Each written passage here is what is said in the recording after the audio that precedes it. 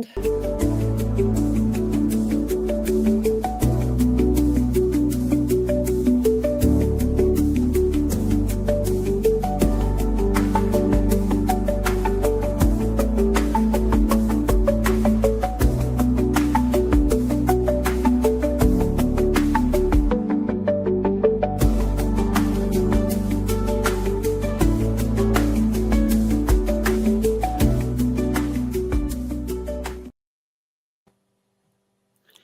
Hey everybody, welcome back to another episode of The Witch's Craft. We are sorry, first and foremost, we're sorry that we kind of had to push it to one day behind. We'll do our best to keep it on Fridays from here on out. So, it's been a whirlwind, but we're back in it. We're gonna take on this, and hopefully you guys will enjoy tonight's episode, which is Sister Moon. We are approaching a pretty big event of the year. We'll talk about it a little bit. And we just wanted to kind of explore a little bit more what the significance of the moon is in our traditions, in our current customs. What is the power that the moon holds? What is the difference between that and working with the sun? Also, we want to talk about like who is really involved when it comes to the different pantheons, and we're going to see that there's quite a few deities that a lot of you might not be familiar with. Honestly, I started learning about these just earlier as we were putting this together, so it's like okay. So, yep, and hopefully Joe's technical difficulties are a little bit better throughout this because he did have some tough. Magically protected garage goblin. So, Gwen, what have we got going on this week? And I believe you also have the tarot of the month. What have we've got a couple of things coming up. We're going to be nothing this very weekend. Although next week is the monthly show out front. So that's the monthly psychic fair and healing arts fair. And mostly we're just kind of having a little calm week before we start in with the holiday season. And our holiday season starts on right before October 31st. Samhain, also known as Halloween for those Die in the Wood Halloween fans. But yeah, so we're kind of, this is sort of where it starts to get fun for all of us. And yeah. So, and what I also have is the tarot of the month. We're gonna kind of do the tarot of the month the first week of the month. So, and normally I would pick something more interesting, but since it's the first one, this is the Rider-Waite deck, right? And it's, as you can see, I do use this. I will use this if I'm doing a party. I'll use the Rider-Waite deck because it's replaceable. Very, very interesting, neat cards. The back standard, you got 78 cards and 4 major suits. And then you have the major arcana, which is 22 cards from the Fool on up to the World, which is everything you ever wanted, kind of. What I also thought I would do here is I would show you the Apprentice Tarot. And this one will be out for sale. It's brand new, but I'm going to pull it out for this, and we'll give it $1 off to anybody that buys it this week because it's the open deck for right now. But I'll be taping it up so that it can't be opened. What I like about this one is for people that are beginners, you have, I don't know if you can see this, but let me make this a little bigger so that it's a little bit bigger here. And sorry, Joe, I'm just going to take you off the screen there for just a second. No. Yes. In the background here, I know what I can do. Make it like this. No. Sorry. I'm No. trying to figure out how to not take you off the screen. I hit the wrong button. Anyway, no in the background. So if you notice how these cards, they are exactly like the Rider-Waite deck. But the difference between this and the Rider-Waite deck, which, oh my God, what did I do with it? Is that, okay, we'll just find the Broken Heart one so you just can see how actually similar it is. Okay, here's the Rider-Waite Broken Heart, and here's the Apprentice deck. Notice it is the same card. This one's a little more worn and slightly yellowed. This is slightly cleaner. The back is different, but it's the same card. The difference is if I'm learning this deck and I go and I'm trying to do a layout and I'm looking at it, it says on the front of it, Three of Swords, right side up, pain, distress caused by mental anguish, hurtful words, betrayal, cruelty, and upside down, emotional recovery, slow healing, less intense sorrow, apology, and forgiveness. Well, that is, in fact, what this card means. Why did I pick this card? Because it was the first one that fell out of the other deck. So if I'm pulling a card from this deck and I have to learn tarot, it means that I don't have to every time run over to a little book and go through the meanings and read it like this. I can very quickly move through the cards and learn them like flashcards. So when I get people in here that want to know, well, what does the Fool mean? Well, it's the beginning of a journey. Fresh start, spontaneous, carefree, pure, naive, inexperienced beginner, boundless potential. Reverse, immature, foolish, gullible, irresponsible, impulsive. Watch your step. Why? Because he's falling off a cliff. Okay. So I can look these things up and I can do a reading very quickly. Now, there's another aspect to these cards. Some people are trying to cut their chops on professional readings, and so they go onto an online service and they sign up as a reader to do tarot, and they're not bad readers, but they panic in the middle of a reading because they can't remember the cards. And if you're doing that, you do not have time to go, hold on while I look that up. So here it is. You can do quick spreads. The card spreads are here. And you can have a 5-card spread, which is, I'm trying to put it in the middle here. So it has different spreads, but the most important thing is you literally can just look at a cheat sheet, and it doesn't really come with the booklet, but you don't have to have the booklet because it's right on the card. So I'm a big fan of using this kind of deck to learn with, or if you're trying to do phone readings and you're not sure of your skills and you're kind of new at it.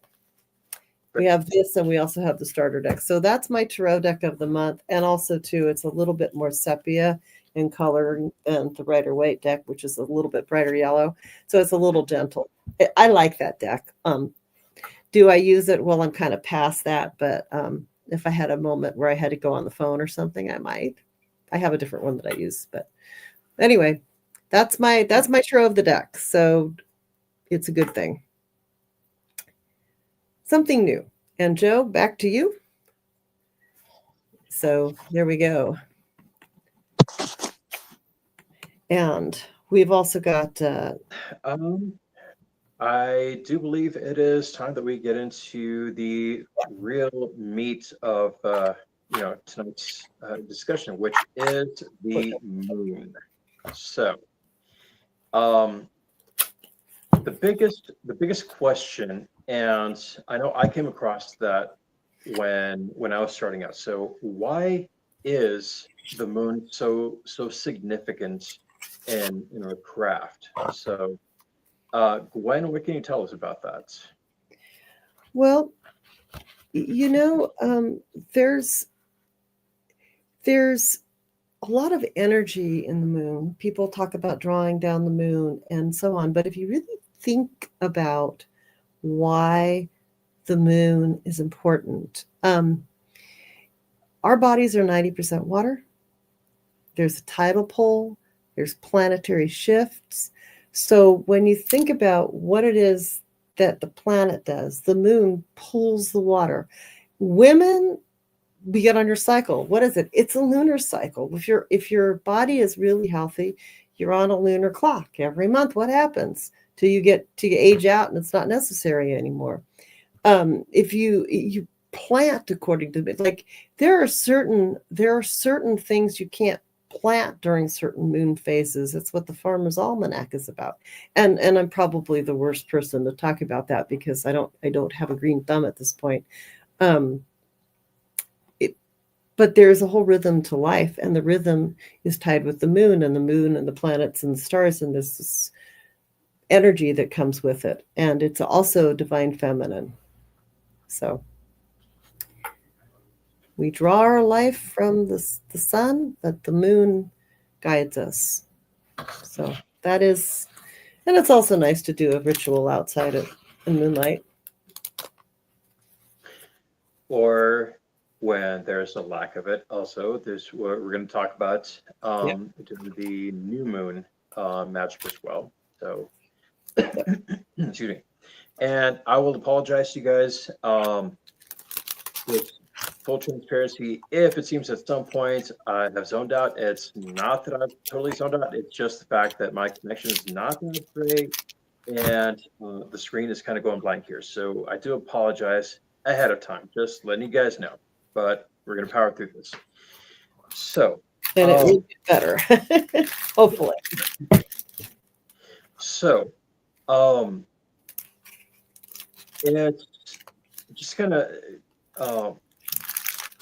not really reiterate it, but to emphasize that. I mean, that's this is a symbol that like shows up constantly. It's the moon.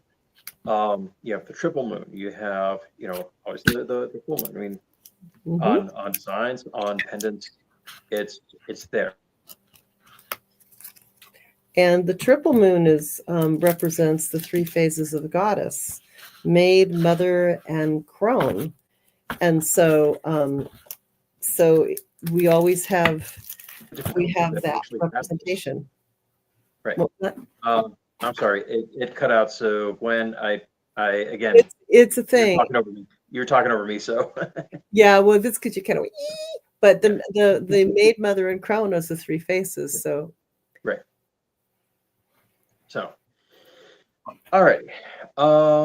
And let's go ahead and talk about those different faces. Really want to go into the different cultures, the different areas of the world, and as you guys have seen already, we like to do that. We like to uh, not pick apart, but actually like throw in different flavors of these same concepts that like show up in different cultures. So we want to make sure that we are encompassing and honoring all of the other cultures that are around the world, the ones that are not, as closely connected with us.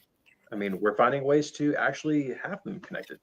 So, um, in this respect, let's go ahead and look at some of the deities. Originally, it was just going to be goddesses, but when I started looking through this, found out that there were some uh, pretty strong gods as well. And we're gonna actually start off with one of those. Uh, we lost Joe for just a second, but he'll be right back. His connection's been a bit spotty, so we're working on that, getting it right back. So normally we don't have so these technical issues, but there we go. You're back at the Alinek. Alinek. yes, Okay. uh, Alinek, I believe it is. And so we're gonna start off to the north. This is from the Inuit peoples. This one, Alinek is the god of both the moon and weather. He controls the tides and presides over both earthquakes and eclipses. Now, in some stories, he's also responsible for returning the souls of the dead to the earth Mhm. so that they may be reborn. So reincarnation, he's a big part of that. Um, he may appear in harbors to protect fishermen from Setna, who is a wrathful sea goddess. And actually, side note, if we can do that, if we can take maybe one episode to kind of like explore the deities of the sea, that would be awesome. I would love that. That would be But great. with the moon, with the moon, according to legend, Alinak and his sister became deities after they committed incest and were banished from the earth. Alinak was sent up to become the god of the moon, and his sister became goddess of the sun. This just little tiny little detail. Tiny little details, which unfortunately we're cutting out again, Joe. But he'll be right back with that tiny little detail. I think it's come back to us. He has to come back to us. There we go. That tiny little detail. Sorry. Sorry. So that tiny detail, in the Norse pantheon, you have Freyr and Freya, I believe, who are also brother and sister, and their custom is also incestuous. That's totally There's different. a lot of that in Totally these story there, but- right. legends. So it's kind of strange that that actually kind of comes up. Um, but again, that's obviously there was something there to kind of, you know, have that be ingrained in the in their legends, in their myths. So going from the north all the way down to the south, we have uh, Coyolxauhqui.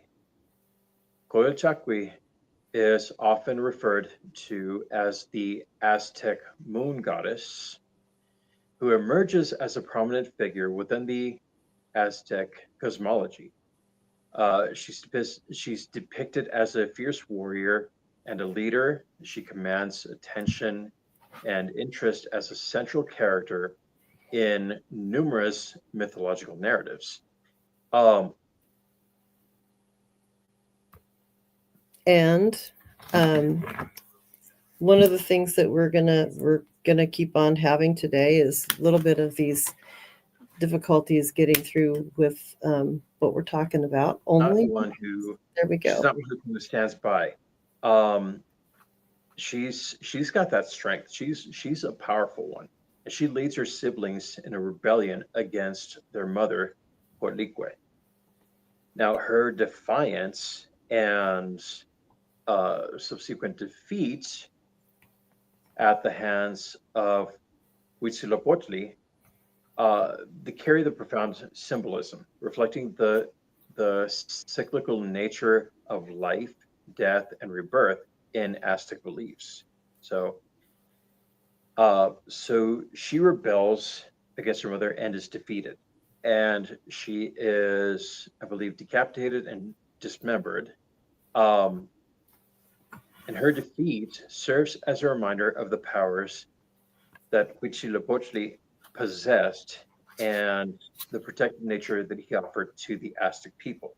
And she represents both the challenges and consequences faced when opposing divine forces. And it's a cautionary tale for those who dared challenge the gods in Aztec society. So, um, and as I said, she is actually torn apart, and this is emphasizing the consequences of her rebellion. Symbolically, she represents more than a defeated. She represents more than a defeated goddess, and the connection between the moon and the femininity and the natural world. So, what Joe is saying here is that she really is like the ebb and flow of time, As and a lunar and the deity, nurturing. yes, she represents the ebb and flow of time, the nurturing and transformative aspects of femininity, and the cyclical nature of the cosmos. So, There's kind of a similarity between her and some of, there's a lot of the myths and legends have that similarity between them. Right. So let's hop over to China, actually, and you have Chang'e. And this was a character who was married to the king, and although he was once known as a great archer, later Hu Yi was the name of the king. He became tyrannical, and he spread death and destruction wherever he went. He became uh, just really mad with power. So the people starved and were brutally treated. And he himself, he greatly feared death. So a healer gave him a special elixir that would allow him to live forever. Hmm. Chang'e knew that for Huyu to live forever, that would be a terrible thing. Obviously, we don't want, that tyranny. You don't want tyranny to last forever. We know about that. So, so when what Joe is saying is that they definitely didn't want him to live forever. Right. So then So what did he do? Stole the potion? she went in, and while he slept, she stole the potion. But when he saw her and demanded that she return the potion, she immediately drank the elixir, and she was able to fly up to into the sky as the moon, where she remains to this day. So in some Chinese stories, she's this perfect example of someone making a sacrifice for the greater good to save others. So um, Yeah. that's honorable. That's like a very light story, still sad, but still on the lighter side. Well, she Then we absolutely have couldn't let them have that potion and right. was doing what she needed to do to keep the world safe as it should be. Well, we go from the lighter side of the legends and myths to the darker one, Hmm. the one everybody knows around here. That is Hecate, and Do they she know? was yes, we might know her. Um, she's really, really strict teacher. She's a venerated and she's strict. And she was originally venerated as the mother goddess. And so during the Ptolemaic period in Alexandria, she was elevated to her position as the goddess of ghosts and of the spirit world. And there's yeah. So, so many, contemporary pagans and Wiccans, they honor her in her guise as the dark goddess. Um, Although it would be incorrect to refer to her as an aspect of the crone, because her connection to both childbirth and maidenhood. So she's more the teacher for the younger ones. Mhm. It's more likely that her role as a dark goddess comes from her connection to the spirit world, ghosts, the dark moon, which again we're going to talk about, and the magic. So, um, of course, the poet Hesiod tells us that Hecate is the only child of Asteria, a star goddess who was the aunt of Apollo and Artemis, who we're also going to discuss. The event of Hecate's birth was tied to the reappearance of Phoebe, the lunar goddess, who appeared during the darkest phase of the moon. So that's just a little bit of Hecate. Um, Please don't be mad at me. I got any of it wrong. Okay.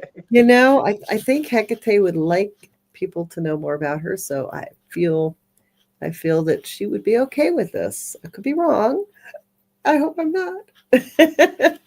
But We're also going to talk a little bit about Luna, who is a Roman god. And you know that word lunatic and lunar and all that stuff that comes from Luna.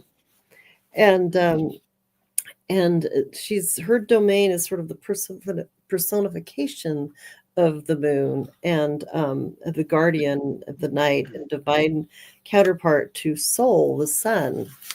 And so, if you think about what the symbols are that we think about, like the crescent moon, the chariot being pulled by two horses and a torch and a veil and a full moon face.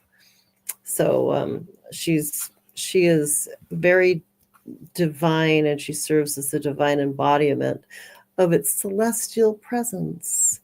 She's also depicted in a similar way as Selene, who is a beautiful woman with a crescent moon on her forehead, symbolizing her connection to the lunar sphere. So we all have seen that image, but you know that image is so cross cultural. There's so many other images that are so similar, so we don't think about that. Selene was the sister of Helios, the Greek god of the sun god, and priestesses and people would pay tribute to her on the days of the full moon. So, like many Greek goddesses, she had a number of different aspects, and at one point she was worshipped as Phoebe, the huntress, and also identified as Artemis. And Joe, what about Artemis? We've lost Joe again. We love Joe. Joe is not really lost. He is here with us. He's lost in thought and maybe concentration. There he That's is, okay. Artemis. What do you have to say about Artemis, Joe? Actually, we had a couple of other ones. But I guess we Well, can go over to. Right, we had we Cena, we had but yeah, let's go to over to Artemis. yeah. Um,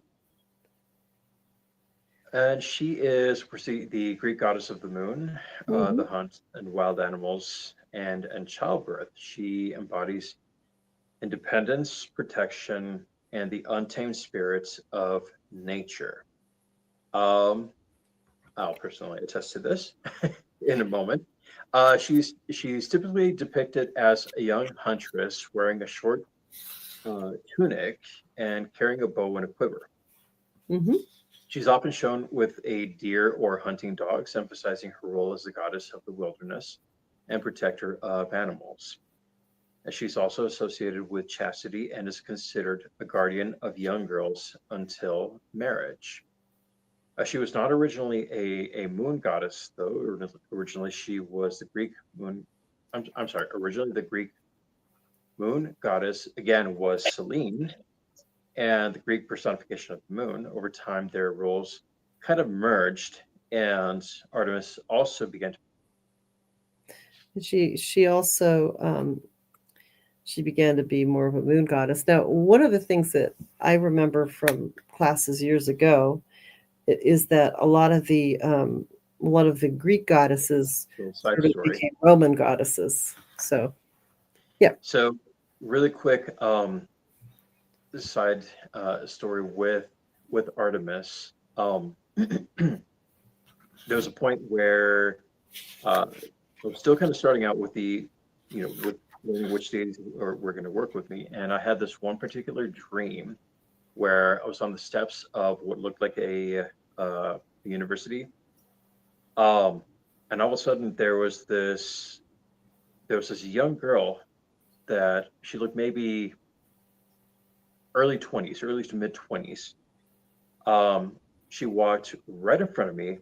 She looked very much the hipster girl. She was very much the hipster girl. She had glasses. She was carrying her books. She had a beanie, um, and she didn't say anything. She just kind of she didn't look at me. She just kind of stopped, and I just had the sense of like, okay, there has to be three things, and there were three candles. Um, and again, she didn't say anything. It's just that's the sense that I got, and then she just walked off carrying her books as if she was going off to class. So Next day, I actually did a meditation. I'm like, okay, who is this? Who's telling me that I need 3 candles, 3 brown candles? Maid, mother, and crone. He'll get back there. I would imagine that's the 3 phases of the moon that he's getting at there. But we'll have to wait until he unfreezes because And there we go. So you've got the brown candles. right.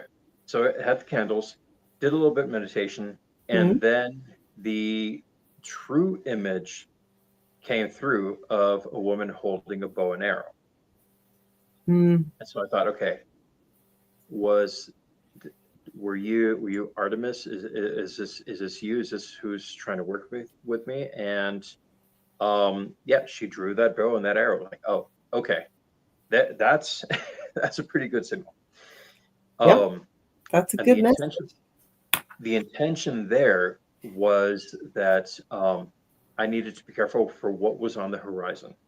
So I needed to look out for there was going to be some sense of danger or some kind of malice that I needed to look out for. And thankfully, through her assistance, I was able to circumnavigate that. I never saw anything in particular with one individual.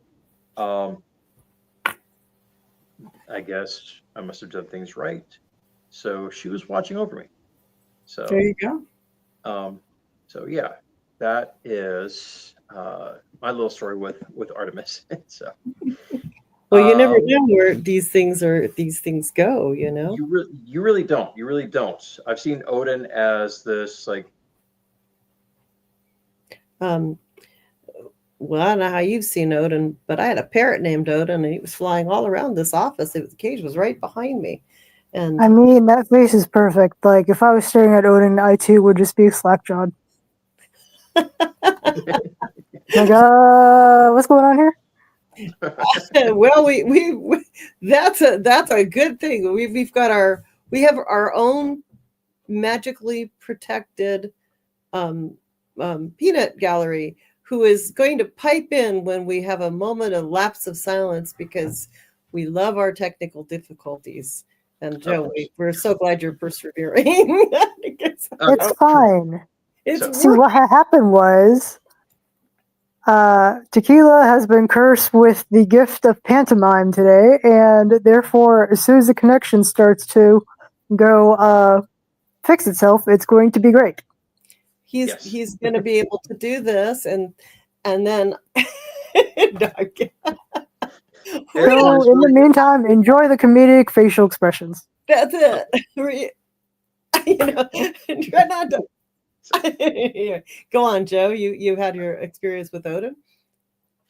Oh no, that's it. That could definitely be for another time. We have Sina though, the Polynesian deity. I believe you have some stuff on her. I have a little bit of stuff on Sina. Sina is known as she's really a very well-known Polynesian deity, and she resides within the moon itself, and she's a protector of those who might travel at night, which makes sense because it's a lot easier to travel with the full moon. Originally, she lived on Earth, but she got tired of the way her husband and family treated her. And so she packed her belongings and left to go live on the moon. Girl, same. You know what? I get that sometimes. Come on, That is a whole vibe right there. Right? And so she packed her bags and she left to go live on the moon. And according to the Hawaiian legend, because she's a little bit in the Hawaiian legend, in Tahiti, the story goes that Sina or Hina simply got curious about what it was like on the moon, so she paddled her magical canoe until she got there. Remember, the moon sets on the water, right? And then once she had arrived, she was struck by the moon's tranquil beauty and decided to stay. So looking at that on a purely physical level, like she's like, hey guys, I'll see you later. And she just kept rowing out the ocean. I understand that too. Who knows? She could have come to the coast of California if she gotten far enough. People did. So she pulled a full Moana and just sailed off to the moon. She sailed all the way off. That's it. So yeah. But along with a lot of legends, there might be a grain of truth to that one. I get it. And we were looking at some of the aspect goddesses, and this does remind me a lot of the Egyptian pantheon as far as various different things go. And you were going to talk about Khonsu. Khonsu, yes. So One moment, please. Technical difficulties. Please the stand by. spinning. But Joe looks so intensely intelligent at the moment that it's like I think he can hear Welcome back, Professor. Please educate us. me while he's frozen. Like he can hear me. Go on.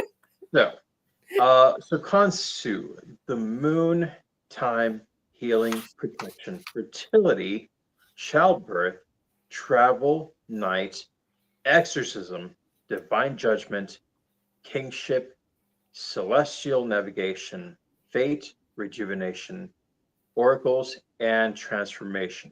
He Wow. has his hands full. That is true. That is one long CV. My goodness. That's it. So his symbols are, the crescent moon again, and a sidelock of youth, also a falcon. Mm-hmm. So interesting thing with him, he didn't start off as a benevolent god. He was actually, the way that I know is that he was one of the most rampant, ravenous, actually god killers. He was known for eating the hearts of the other gods. So we started on a villain era. Okay, got it. Oh yeah. Well, look at Setmet. She does tame down into Bastet, but that's but she did eat her way across the population and sucking the blood. Yummy. Okay, go on, because I knew he froze. So we're at God of Moon. He's okay. So when you say the cat was eating people across the across time and space, there we go. And Joe's like, he's probably picturing his cat doing the same thing. So, time, healing, worshipped primarily in Thebes as part of the Theban triad alongside Amun and Muns. His name means traveler, a reference to the moon's journey across the night sky. He was believed to influence time, fertility, and protection, and his cycles helped determine the Egyptian calendar. So his mythology highlights his role as a healer and protector. In some texts, he's described as a powerful god capable of driving out evil spirits, and his influence was sought in medical and purification rituals. His association with the moon also linked him to regenerative forces, reinforcing his connection to fertility and childbirth. Some depictions often show him as a youth with a sidelock of hair. So think the Jedi Padawans with the braid on the side. And also wearing a lunar disc and a crescent above his head. In some representations, he appears falcon-headed, resembling Horus, further associating him with divine kinship. His temple at Karnak is known as the Temple of Khonsu. And that was a major center of his worship, and his influence persisted into many later religious traditions in Egypt. And I know I know that Joe is going to say a little bit more about how that temple continued onwards. Well, not so much the temple, but there is worship. There is an iteration of him. And once again, here's the nerdy which comes out. If anyone has not seen the Marvel show on Disney Plus, Moon Knight, that is a really, really awesome interpretation of Khonsu, although they changed it slightly to Khonshu. And there he's depicted as this really, really tall, lanky skeleton. He has a staff with the crescent moon, and his head is actually the skull Although it kind of looks more like a raven than a falcon, but um, And the but pronunciation may be either or too, because we right. don't really know. So And so, but in that series, they bring about a lot of those characteristics. That's again why I love the Marvel stuff, because they do their homework and make sure that they are true to the actual source material. Um, he does in fact affect the passage of time. Um, there is one point where they're trying to figure out the positions of the stars. The um, stars.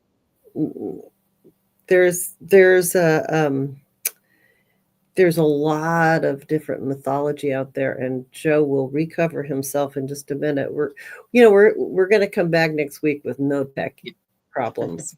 Crossing fingers. I'm going to cross my eyes. There we go. I can still do that, maybe.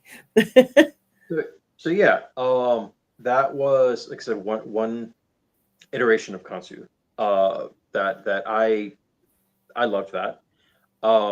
Also his uh, working with exorcisms helped me out a lot, particularly where I was before. There was a lot of rampant paranormal activity. Well, guess what? I actually had a little skull that was a raven skull, and I affiliated that with Kansu, and I put him in charge.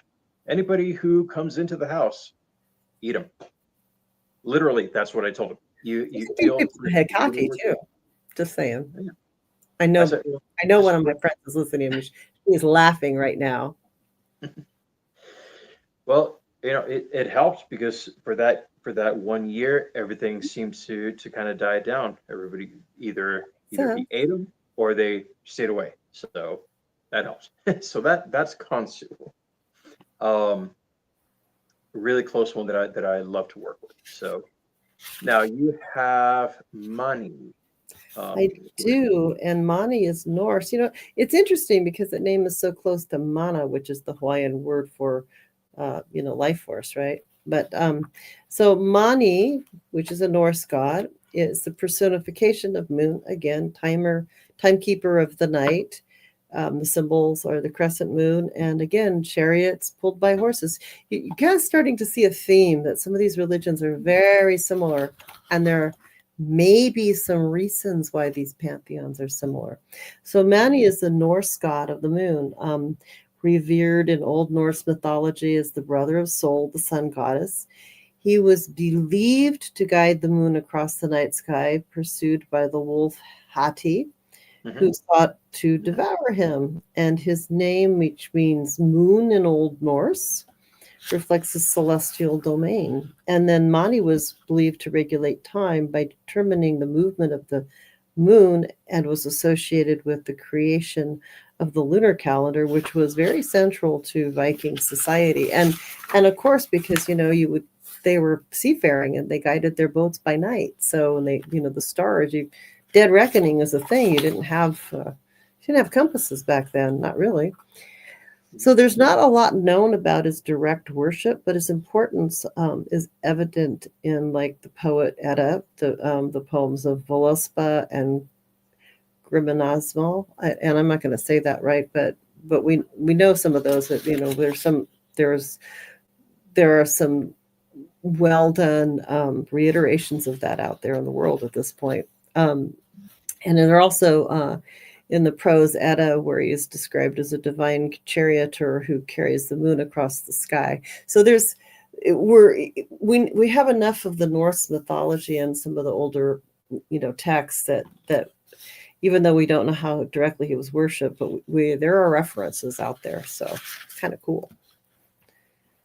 And I'm Okay, that little hiccup was actually perfectly timed because right when it went out, there was some crazy sounding vehicle that just passed by. So we're good. You guys didn't get that. You know what? They're just working on your Wi-Fi. Yep. it'll be okay. It'll be on. So yeah. Mawu. Well, Mawu. Mawu. Yes. I've got to think that has something to do with a cat. Why Mao? Mao. Sorry. I didn't say it. I didn't say it. That was her. That was Gwen. That was not me. That was me. I said it. I said it. Yes. Yeah, that's a West African god and goddess rather, and her domain is the moon, creation, and wisdom. And her symbols are the crescent moon and the serpent. And by the way, there are quite a lot of serpents on that continent, so you have to be wise to handle them, right? So she is a West African goddess, and she's primarily worshipped by the Fon people of the Dahomey region, which is present-day Benin, and she is often linked to concepts of coolness, peace, and maternal care, and in contrast to the sun deity Lisa, with whom she forms a divine duality. She appears in the Voodoo, which is the voodoo traditions, and where she's part of the supreme creator deity Maulise, which in this cosmology, Maui represents the moon and the feminine energy, while Lisa embodies the sun and the masculine power. And a lot of religions tend to see the sun as masculine. So just pointing that out, that there's a lot of, because we draw our life from the sun, right? Together, they govern the balance of the universe, with Mau ruling over the night, wisdom, and fertility. Now, while the modern interpretations highlight her lunar aspects, Mau's primary role in traditional mythology extends beyond the moon, and she's seen as a creator, and she's responsible for forming the world, bringing life and order to the cosmos.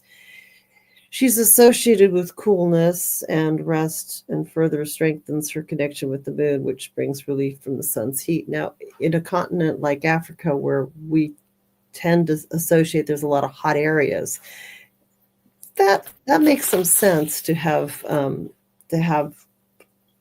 night deity represent a cooling off, for sure, along with just having that duality. So that makes sense. Do you want to talk about Chandra, or do you want me to talk about Chandra? No, you can go ahead and take Chandra. I just wanted to point out really quick that if you guys haven't seen the pattern already, all of these, or almost all of them, have the We're going to wait on that thought, because Joe's going to come right back, because he's going to say something important right now. And you can tell this because of the way his face is frozen in this very smart look. He's about to think. There it is. Joe is back. Sorry. I'm teasing a little bit. No. We can't not make light of the fact that you froze at that moment. Oh, yeah. Say what it is. So yeah, no, just pointing out the symbolism. Yeah, the crescent moon. It most of these just kind of have that symbol. It's never. It's not another phase. No. For some reason, it's always that crescent. So that's that renewal. Yeah. So Chandra, please. Chandra, also known as Soma, and Soma, I think often represents sleep, right? But Soma is the Hindu god of the moon, and one of the Navagrahas, which are the 9 celestial deities who influence fate and cosmic order. His name means shining or illustrious, reflecting his role as the illuminator of the night sky. And then Chandra is deeply connected to the timekeeping, as the traditional Hindu calendars are lunar-based, and he governs emotions, intuition, and fertility.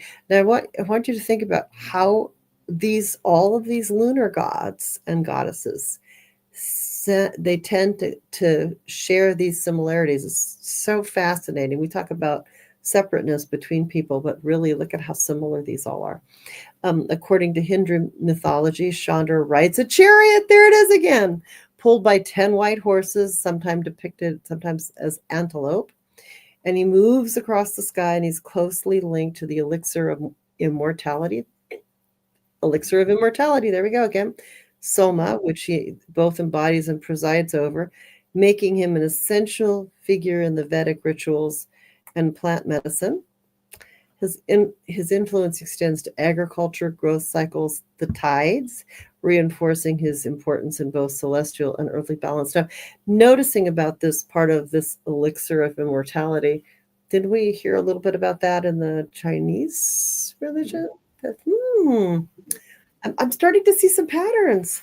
How about Artemis? We're back to Artemis and the wild hunt. Or we did. Well, I mean, we did discuss Artemis. Actually, what we should do is go to the, well, before we do that, yeah, it's just to reiterate, it's interesting how these characteristics show up. There's the crescent, there's that immortality, also fertility is pretty much across the board. That's one of the primary aspects. There's also the chariot. Mhm. So it's really mind-boggling how, like you said, there's like so many different cultures that are separated, yet Well, it's realistically, the moon is something that is of physical importance to our planet. And so when you start looking at how myths and legends are formed, they're very similar, yes, But Joe, continue because yes. you froze a little bit. Yeah, We of shouldn't course. defend the goddesses. See what happens. Exactly. So, Perhaps they're just screwing with us. new moon magic. I've been excited to kind of get into this because this is something that Gwen has had going on for some time at the shop. So, um, what can you tell us? What can you recall from those rituals that we had? Well, we were doing before the pandemic kind of disrupted kind of everything in our little world. We did a lot of new moon rituals where we would basically focus on the things that we would want to manifest. Along with, I don't think that part of it wasn't the little money pouches, but that is a new moon ritual because you grow it during the moon as it's waxing, and then you spend it as it's wanting. But a lot of things are done with the new moon. I mean, we did our monthly kind of like a manifesting kind of meditation. We also had another person who Elizabeth comes in and she does a whole creative workshop with the new moon, which is awesome. And she doesn't do it every new moon, but she does do them on the new moon, and she does it on the Chinese New Year too. One of the things that is kind of cool if you're doing like candle magic where you're trying to clear yourself, you do work with the moon, the lunar cycle. You'd want to take your black image candle and burn it all the way down at the full moon, and then wait till it gets nothing, and then you start building up the candles on the new moon, and just you burn the image candles like a little bit at a time because you don't really want to walk away and let the house burn down. So if you're doing like a figure candle, that's how you do it. And a lot of rituals are based on the lunar cycle. Like it's just like planting a crop. You don't necessarily want to do something that's swimming upstream. Use the energy that's there. Mm-hmm. That's a big part of it. And of course the seasons become important for that too. And you've got the Aries Supermoon, which is coming up in a couple of days. You want to talk about that, Joe? Well, yes, the supermoon is occurring on October 6th, and it should be at about 11:47 Eastern Standard Time. And it's also known as the harvest moon. It's the harvest moon because it's the full moon closest to the autumn equinox, and it's the first of 3 supermoons in 2025. So it makes it appear larger, and that does also amplify its astrological influences. of introspection, release, and bold new beginnings. And it definitely, I love Santa Cruz County because the sun sets in the west, and it's this, huge super moon comes out, and it's just beautiful. But yeah, and I suppose it looks great coming up on the East Coast too, because then you have it coming up over the horizon. I bet that's very pretty. I don't think I remember seeing it, although I was there. Who knows if I saw it? I was a kid. So, but what do you expect with that super moon, Joe? A lot of increased intensity. That's as the first supermoon of this year. The event's going to intensify the energy of the full moon in Aries, making feelings more pronounced and potentially bringing a sense of maybe like surround sound to emotions. And so the significance of it, being the harvest moon, it's a time to examine inherited traditions, especially those related to independence and self-sufficiency. According to Cosmopolitan, anyway. And then you have a focus on Self-sufficiency versus isolation. That's what we have a focus on. And then the idea is that you can reflect on the line between who you're fighting for yourself and with yourself, and you can invite a realization that it's possible to be strong and supported. And there you are, Joe. You're back. And you know what else What's that? the Aries supermoon is great for, which no one really speaks on about, is using that for a glamour ritual, such as releasing negative aspects, embracing authenticity. Yes. I'm all about that. Cultivating self-acceptance. That's a good thing. Oh, maybe that's why I got my windows replaced out in front, releasing the negative aspects of the front of the building. There you go. Yep. Yeah. See, glamour magic adds best. You're welcome. You're welcome. I mean, thank you. Wait a minute. I got myself confused. Thank you, almighty, magically protected garage goblin. So, thank you, and thank you for that information on the Aries moon. That was our goblin that actually contributed that. So, yay! Our goblin does a lot behind the scenes. Oh yeah, and occasionally you hear our goblin in the background. Woo! See, not only am I pretty, I'm actually smart, and that makes me dangerous. That it does. That it does. In a good way. And look, we've frozen up Joe again. Joe. See, now he's just embarrassed, so he just froze up. It's fine. It's fine. I'll come back. Oh no, he's back. We know you're not present in terror. I'm just random at this point. It's like, okay, I'm here, I'm not, I'm here, I'm not, but here we are. So I mean, the worst thing could happen is you froze up a few times. The best thing that happens is occasionally the screen that you talk. Yeah. I mean, it's fine. Time is in flux. Nothing matters. And just remember, we're all in this together. So that's it. Exactly. And we've actually made it through. We've actually made it through this week. So, we did. I mean, we day late and probably a couple dollars too short, but we did it. And I want to point out too that that there are a lot of actual books on lunar rituals that are up on my website, which is avalonvisionsproducts.com.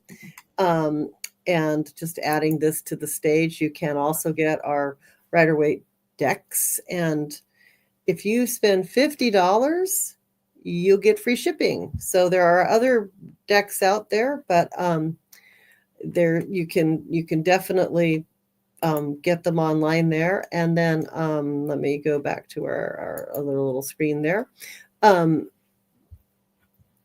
There's a lot of books on our website. Some of them talk about lunar magic and some of them don't. There's books on tarot. There's lots of other things. And there's a lot of tarot decks up there. So and you can come in the store and do stuff like, find some of these decks. And one of the cool things that we're going to do in the next 6 months or so is we're going to do more of the groups and classes. And now that some of us are back together on the West Coast, we'll be able to do some more other things as well. And I'm looking forward to beasts, taco beasts, and things of that nature coming this way, and perhaps some classes in the back. And some of the goblins' little offerings as well. So. I would imagine so, and we'll be talking about that. Let's look a little more at that next week.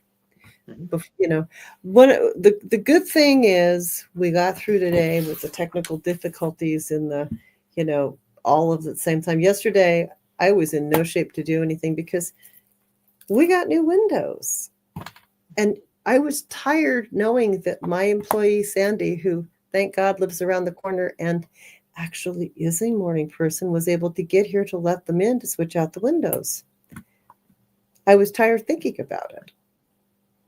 8 a.m, she had to get here at 8 a.m. That's like, I don't think our business day starts at 8 a.m, but hers did that day. And she said that she thought she had a little bit of jet lag, and I got it. So I don't have jet lag. I had it vicariously from my employee, but it was just a little too chaotic for us to get it all done yesterday. And I'm pretty happy that we did it tonight. And so much good information in that. Like, people go to college to learn this stuff. And if you think about it, we're doing this here in our little space here, and people are getting free classes basically here online. So be sure to like and subscribe, because even if you don't quite follow all of it, just think about how much information you're getting in this hour. And sometimes it's a little over an hour because it takes quite a lot to put it together. And I have to tell you that Joe and our garage goblin are magically protected, spiritually aware, hiding behind an icon. Garage goblin are the ones who are putting this information together. So. Oh, that's just because I'm drinking my witchy hot chocolate, which I will have you know, if you add orange essence or even orange zest to, gives you a boost of vitamin C and does help go protect your solar plexus. Oh, and I want to add something. One of my friends again found actual marshmallows online at Etsy, and I want to plug this lady. Wendy has actual marshmallows made from marshmallow root, which is an entirely different thing from those gooey, sticky thingies that you might add to your hot chocolate. You reminded me with the hot chocolate that they're not. They're chewy, and they're real, and they're, speaking of good for your stomach and solar plexus, it's kind of like an anti-inflammatory cure for so many things. So if you ever get a chance, I actually did post that link to my Facebook page, but she's on Etsy, and oh my God, I'm addicted again. Didn't take long, just one bite. So, and is Joe gone again? Joe is almost gone. Wave, Joe. No, he's there. He unfroze himself. Joe, I'd never understood what it was like dealing with a catatonic, but thanks to tonight's episode, I do. We should probably end it before it happens again. So yes, we're gonna fix this as far as the freezing up goes. But the new Wi-Fi, there's glitches and there's hitches and there's glitches, and we're gonna go to work on it. But we got you here, and that's a big deal because you did not have Wi-Fi yesterday afternoon. So, but now we do. Yay! So, thank you guys for another episode. Thanks for sticking with us. Please hit that like. Please hit that subscribe. Check us out over on YouTube. We're also on the Avalon Visions page. So thank you guys so much. We will see you all next week on time, on Friday. We will on be Friday. Yes. On Friday. All right. Awesome. Thank you guys. Snacks. Take care. Ciao.